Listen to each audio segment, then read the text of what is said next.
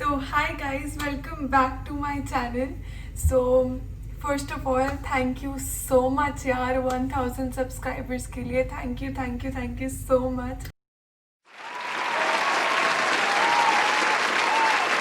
तो I am really thankful to each one of you कि आप लोगों ने 1000 सब्सक्राइबर्स इतनी जल्दी करवा दिए। एंड ऑल्सो ये वीडियो आज बिल्कुल प्लान नहीं था, ये बहुत ही स्पॉन्टेनियस सा मेरा मन बना कि यार अपडेट आई है तो आप सबको बता दिया जाए। एक गुड न्यूज़ है, आप सबको पता लग ही गया होगा, बट इन केस आपको नहीं पता और इन केस आपको इसके डिटेल्स नहीं पता तो here I am with another video so that you can get all the details on this update. तो पूरी डिटेल्स जानने के लिए प्लीज़ वीडियो एंड तक देखना।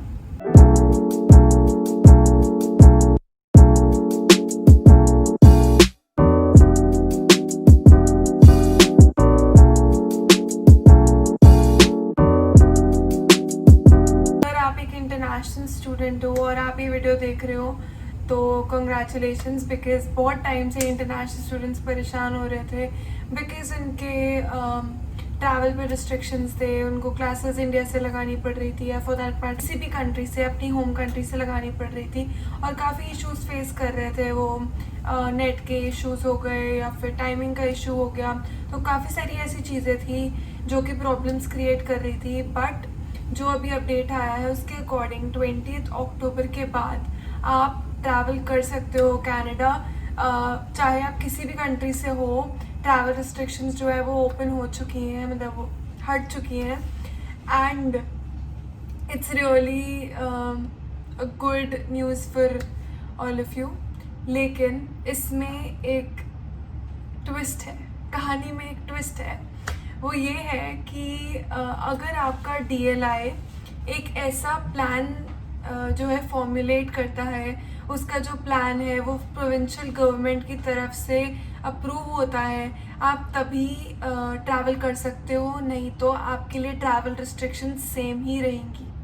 तो एक बार ही हम आर्टिकल पढ़ लेते हैं कि कनाडा गवर्नमेंट की वेबसाइट पे क्या है।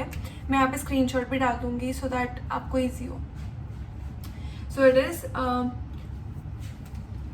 तो इस आर्टिकल में क्या है, learning institutions whose COVID-19 readiness plans have been approved by their provincial or territorial government will soon be able to welcome more international students back to their schools. Amended travel restrictions will take effect on October 20th, allowing international students to enter Canada if their designated learning institution or their DLI has an approved COVID-19 readiness plan in place with primary responsibility for education and healthcare. Provincial and territorial governments assess COVID-19 readiness plans that schools are putting in place. As a part of their plans, DLIs are expected to provide specifics to their provincial or territorial government on how they will provide information to international students on health and travel requirements before they arrive in. तो सबसे पहली जो इसमें चीज़ mentioned है वो ये है कि आपके DLI को आपको सारी इन्फॉर्मेशन प्रोवाइड करनी पड़ेगी हेल्थ और ट्रैवल रिस्ट्रिक्शंस के रिलेटेड। और गवर्नमेंट चाहती है कि ये प्लान कि वो कैसे आपको इन्फॉर्मेशन प्रोवाइड करेंगे, ये प्लान आपको इन एडवांस बताया जाए, इन एडवांस दिया जाए सो दैट आप अकॉर्डिंगली अरेंजमेंट्स कर सको। So this is the first thing that they need to do. Next जो चीज़ है वो ये है कि उन्हें आपको आपके क्वारंटीन प्लान्स के साथ हेल्प करना है, तो they have to show this to the government कि वो आपको आपके क्वारंटीन प्लान्स के साथ कैसे हेल्प करने वाले हैं, आपको आपको फूड मेडिकेशन ये सब कैसे प्रोवाइड करने वाले हैं, इस सब में आपको कैसे हेल्प करने वाले हैं, ये सब उनको अपने प्लान में दिखाना पड़ेगा। And once their plan is approved, एक बारी उनका प्लान पूरा अप्रूव हो जाए, एक बारी गवर्नमेंट उनको ओके बोल दे, तो उसके बाद ही they can allow you to come here. काफ़ी ज़्यादा केसेस बढ़ रहे हैं कनाडा में दोबारा से, तो they have to make sure कि यार अगर आप लोग आ रहे हो तो वो यहाँ के लोगों के लिए भी सेफ़ हो और आप लोगों के लिए भी सेफ़ हो।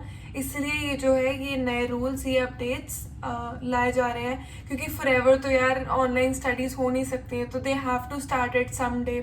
तो इसलिए ये थोड़ा थोड़ा करके जो है रिस्ट्रिक्शंस जो है ईज़ इन हो रही है। तो अब आपको कैसे पता लगेगा कि जो आपका DLI है, जो आपका कॉलेज या आपका यूनिवर्सिटी है, वो उस DLI की लिस्ट में आता भी है या नहीं? तो जो IRCC की वेबसाइट है उसके पेज पे काफ़ी जल्दी ये DLIs की लिस्ट आ जाएगी। अगर हो सका तो मैं लिंक भी डाल दूँगी तब इंस्टाग्राम पे या यहाँ पे जैसे भी।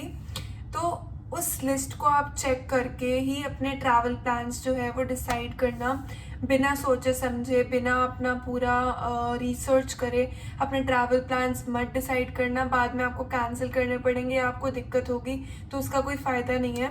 और अगर आप एक माइनर हो तो ये आपको पता ही है, बट जस्ट मैं एक बार एक रिमाइंडर दे रही हूँ कि आपको अपने 14 डे क्वारंटीन का जो है वो खुद अरेंजमेंट करना पड़ेगा after you arrive in Canada.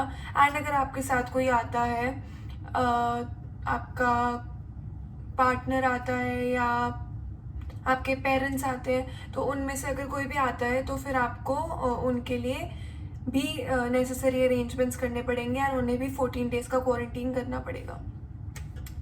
So yeah guys that's it for today's video. और अगर आपको वीडियो इन्फॉर्मेटिव लगी हो तो प्लीज़ लाइक कर देना, चैनल को सब्सक्राइब भी कर देना। 1000 सब्सक्राइबर्स से ऊपर हो चुके हैं एंड 2000 हम बहुत ही जल्दी कर लेंगे।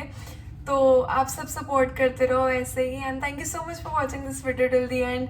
Will see you in my next video. Until then take care, bye bye.